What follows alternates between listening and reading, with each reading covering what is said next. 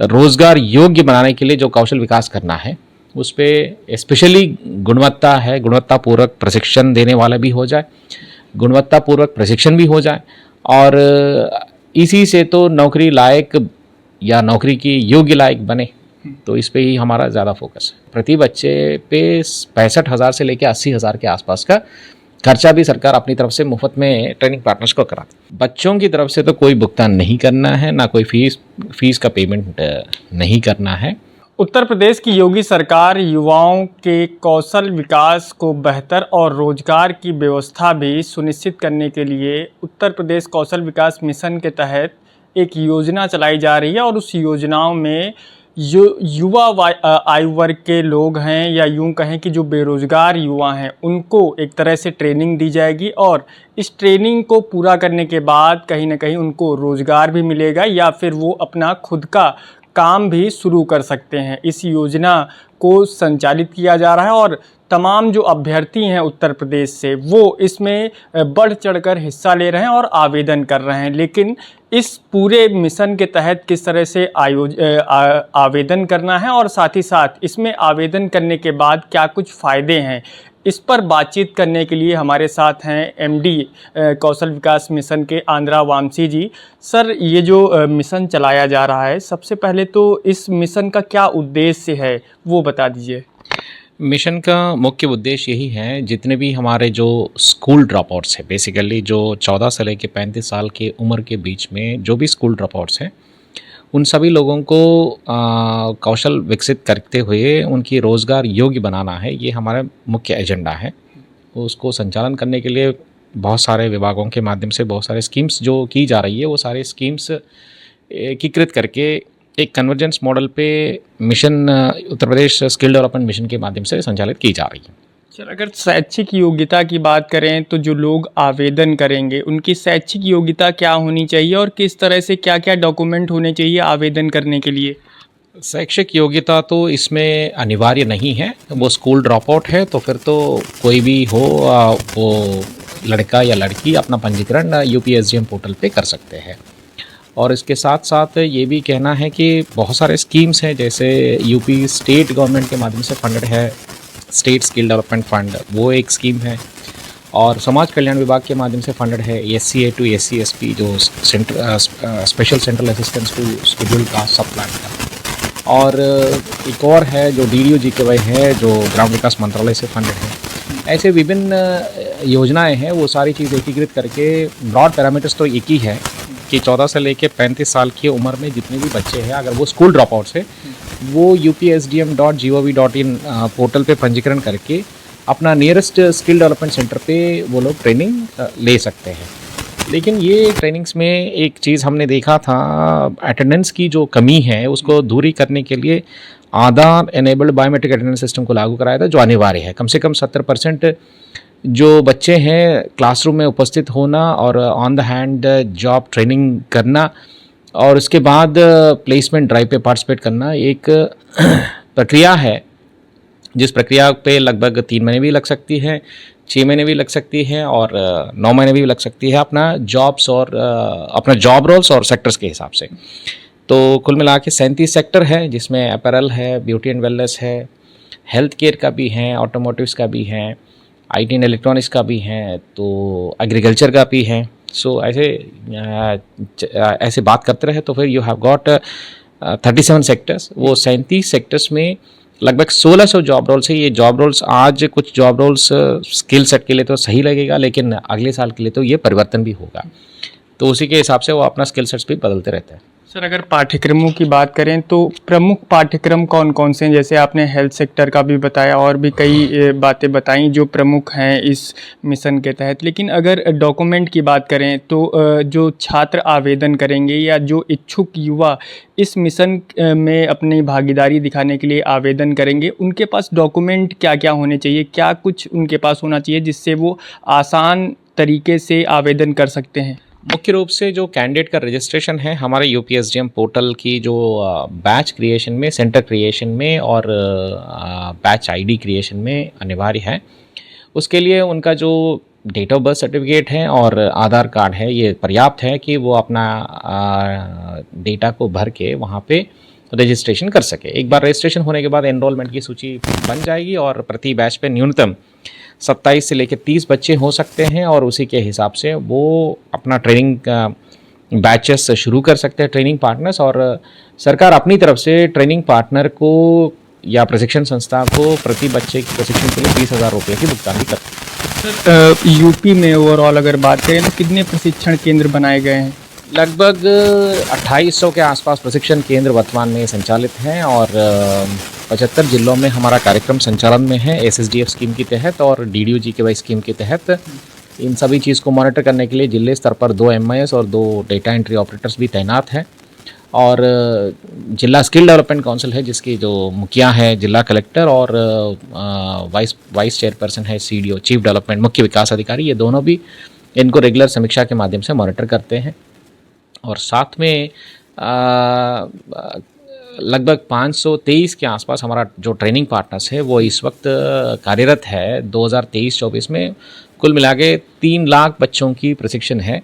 उसका जो लक्ष्य आवंटित किया गया जो आज की तारीख में 1.5 लाख का पंजीकरण हुआ है और साथ में जो 42,000 है उसमें 3 लाख में वो है माध्यमिक स्कूलों से भी जुड़े हैं क्योंकि राष्ट्रीय शिक्षा नीति के तहत माध्यमिक स्कूलों में भी स्किलिंग का प्रोत्साहन दिया जाना है। और जेल्स में भी लगभग 7,000 के आसपास का लक्ष्य आवंटन भी हुआ और जुवेनाइल होम्स में भी लगभग 1,800 के आसपास का लक्ष्य आवंटन हुआ। और एस्पिरेशनल ब्लॉक से जो हमारा 100 ब्लॉक्स उसके लिए भी 10,000 के आसपास का लक्ष्य आवंटन हुआ था। तो कुल मिला के यही कहना है कि ये जितने जो नए प्रक्रिया लागू कर रहे हैं ताकि रोज़गार योग्य बनाने के लिए जो कौशल विकास करना है उस पर स्पेशली गुणवत्ता है, गुणवत्तापूर्वक प्रशिक्षण देने वाला भी हो जाए, गुणवत्तापूर्वक प्रशिक्षण भी हो जाए और इसी से तो नौकरी लायक या नौकरी की योग्य लायक बने। तो इस पे ही हमारा ज़्यादा फोकस है। अभी वर्तमान में सर आपने जैसा कि जिक्र किया कि करीब 3 लाख युवाओं का लक्ष्य है, 3 लाख युवा इस वर्ष जो है इसमें ट्रेनिंग ले रहे हैं।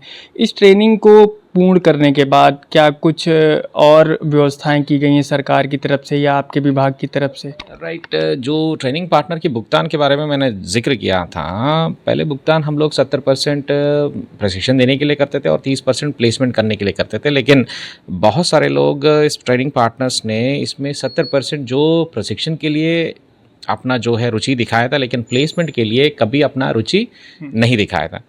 इसलिए जो राज्य संचालन समिति की जो बैठक में ये निर्णय लिया गया था कि ये सारी भुगतान हम लोग इंस्टॉलमेंट्स में बांटेंगे और उसको ट्रेनिंग कंप्लीशन 25% प्लस प्लेसमेंट का 7%, फिर 50% ट्रेनिंग कंप्लीशन, फिर प्लेसमेंट का 15%, फिर 75% का ट्रेनिंग कंप्लीशन और 25% का प्लेसमेंट और 100% का ट्रेनिंग कंप्लीशन और 70% का प्लेसमेंट, ये अनिवार्य रूप से कर दिया था ताकि वो नौकरी भी करवाना ज़रूरी है। अगर सर ग्रामीण इलाकों की बात करें तो क्या ग्रामीण इलाकों में कोई अलग व्यवस्था की गई है? क्योंकि अगर ग्रामीण इलाकों की बात करें तो वहाँ हो सकता है कि जागरूकता उतनी ना हो, लोग उतना इस बात को लेकर अवेयर ना हो, तो उसके लिए क्या कोई अलग व्यवस्था की गई है या कोई अभियान ऐसा चलाया गया है जो लोगों को जागरूक करे और इस मिशन के बारे में बताए? जो मिशन के बारे में जागरूक करने के लिए तो हमारा IEC कैंपेन तो रेगुलरली चलता रहता है। वो प्रिंट मीडिया के माध्यम से भी हो, इलेक्ट्रॉनिक मीडिया के माध्यम से भी हो, अपना जो पोर्टल के माध्यम से भी हो, अपना स्किल रथ के माध्यम से भी हो या अपना IEC कैंपेन के माध्यम से भी हो, ये तो संचालित है। लेकिन जहाँ पे इन्वेस्टमेंट ज़्यादा है, जहाँ पे इंडस्ट्री ज़्यादा है, वहाँ पे तो ये स्किल डेवलपमेंट प्रोग्राम्स का प्रोत्साहन दिया जाता है क्योंकि प्लेसमेंट मिलना बहुत आसान रहता है।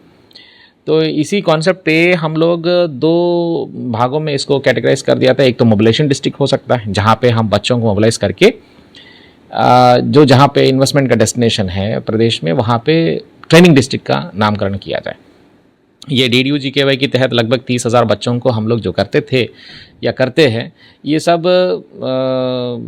रेजिडेंशियल मोड पे करते हैं, मतलब उन लोगों को वहाँ पे रहना है और उनकी खान पान की व्यवस्था की जाएगी। लगभग प्रति बच्चे पे 65,000 से लेकर 80,000 के आसपास का खर्चा भी सरकार अपनी तरफ से मुफ्त में ट्रेनिंग पार्टनर्स को कराती है। लेकिन हम लोगों का मुख्य एजेंडा ये है कि गुणवत्तापूर्वक प्रशिक्षणार्थी हो, गुणवत्तापूर्वक प्रशिक्षु भी हो, गुणवत्तापूर्वक हमारा जो प्रशिक्षण केंद्र भी हो और योग्य बनने लायक हमारा प्लेसमेंट ड्राइव भी हो या रोज़गार मेला भी हो।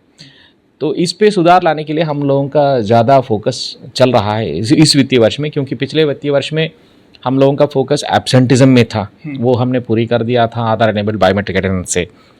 फिर इस वित्तीय वर्ष में ट्रेनिंग ऑफ ट्रेनर्स पे ध्यान देना, ट्रेनिंग ऑफ एसेसर्स पे ध्यान देना और with in the time assessment पूरी करना, क्योंकि वो सर्टिफिकेट है, वो सर्टिफिकेट योग्य तभी हो सकता है जब हमारे जो प्रशिक्षु है वो गुणवत्तापूर्वक प्रशिक्षण लिया जाए। सर, अगर प्रशिक्षण की बात करें तो अगर युवा इस तरह से या इस पूरी प्रक्रिया से ट्रेनिंग कर लेता है और मे बी उसके पास पैसे का या आर्थिक सहयोग उस तरह से ना हो, तो क्या कुछ उस तरह की व्यवस्था भी की गई है कि अगर वो युवा अपना रोजगार करना चाहे तो उसको सरकार की तरफ से कुछ फंडिंग दी जाएगी या कुछ इस तरह से? PMKVY योजना में तो स्टाइपेंड भी दी जाती हैं जो प्रतिदिन 108 रुपये के हिसाब से, 160 रुपये के हिसाब से। तो ऐसे स्टाइपेंड हमने PMKVY योजना के तहत जो 23,000 बच्चों को जो हमने प्रशिक्षण कराया था वो हम देते रहते हैं। फिर अपनी तरफ से जो ट्रेनिंग पार्टनर के माध्यम से, मतलब मिशन ट्रेनिंग पार्टनर को भुगतान करती है और ट्रेनिंग पार्टनर के माध्यम से उनको स्टडी मटेरियल दिया जाता है, यूनिफॉर्म्स दिया जाता है 2 सेट, और उसके साथ साथ अगर रेजिडेंशियल मोड पे ट्रेनिंग करना है, रहने की और खान पान की व्यवस्था भी दी जाती है। और लास्ट बट नॉट लीस्ट ये जो पाठ्यक्रम है वो पाठ्यक्रम के लिए ऑनलाइन व्यवस्था भी लर्निंग मैनेजमेंट सिस्टम के माध्यम से सुनिश्चित किया गया। लेकिन हमारी मेहनत पे कोई कमी नहीं होनी चाहिए बच्चों की तरफ से, और वहाँ पे हमारे ट्रेनिंग पार्टनर्स के माध्यम से भी गुणवत्तापूर्वक प्रशिक्षण में कोई कमी नहीं होनी चाहिए। अभी अगर इस मिशन की बात करें तो ओवरऑल क्या रिस्पांस देखने को मिला है इस मिशन के तहत? प्रति वित्तीय वर्ष हम लोग 3 लाख और सेंट्रल स्कीम्स को जोड़ के 3.5 लाख के प्रशिक्षणार्थियों को हम लोग प्रशिक्षण पूरी कर सकते हैं, ये तो नो डाउट अबाउट इट। और हर जिले में रोजगार मेला आयोजन करने के बाद पिछले साल कम से कम 70,000 के आसपास का प्लेसमेंट्स हुआ था। मतलब ये मान के चलिए कि एक 1/5 मतलब 20% का जो प्लेसमेंट्स हैं ऑन एन एवरेज चल रहा है। जब तक ये पेमेंट्स हम लोग प्लेसमेंट से लिंकेज नहीं करेंगे तब तक ये लोग प्लेसमेंट्स पर ध्यान नहीं देंगे, इसलिए तो पेमेंट्स को लिंक कर दिया था उसी के माध्यम से। और दूसरी बात, एक समय था जब हम लोग ये प्रशिक्षण सिर्फ ड्रॉप आउट्स को ही दे सकते हैं, लेकिन अब तो स्कूलों में देना शुरू कर दिया, जेल्स में देना शुरू कर लिया था सामूहिक रूप से, और थोड़ा माइक्रो स्केल पे भी करना शुरू कर दिया। इससे एक कैप्टिव ऑडियंस है, वो जो वंचित लोगों को जो मिलना है वो तो मिलता रहेगा।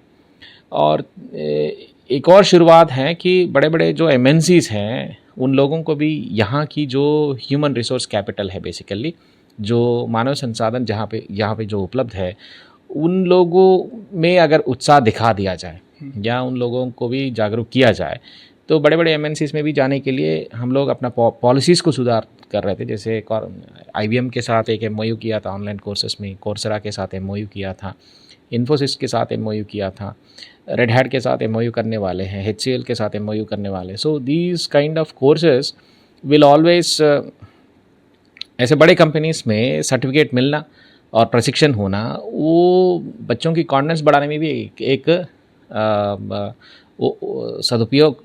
सदुपाय रहेगा। और साथ में ये भी देखना है, बड़े बड़े IITs जैसे IIT मंडी के साथ हमने करा दिया था, अब इस IIT तिरुपति के साथ भी वर्कआउट कर रहा है। तो ऐसे सेंटर ऑफ एक्सेलेंसेस हैं जहाँ पे हम लोग प्रशिक्षण करा सकते हैं, वहाँ पे भी भेज के कराना इन लोगों को, ताकि इन लोगों की स्पेक्ट्रम बढ़े, इन लोगों की जो गुणवत्तापूर्वक प्रशिक्षण पर इन लोगों का फोकस भी बढ़े, और ताकि बच्चों की पर्सनालिटी भी अपने आप विकसित हो जाए। सर, अगर सेंटर्स के मानकों की बात करें तो जो सेंटर्स यूपी में बनाए गए हैं उनके भी कुछ मानक तय किए गए हैं कि ये मानक होंगे? यस, ये सारे सेंटर्स हैं नेशनल स्किल क्वालिफिकेशन फ्रेमवर्क और national council for vocational education training के मानकों के अनुसार ही बनाना है। और जो यदि सेंटर्स उस मानक के विपरीत है या अनुकूल नहीं है, उन लोगों के खिलाफ पेनल्टीज़ डालने का एक प्रावधान भी हमने अपने पॉलिसीज़ में लाया था।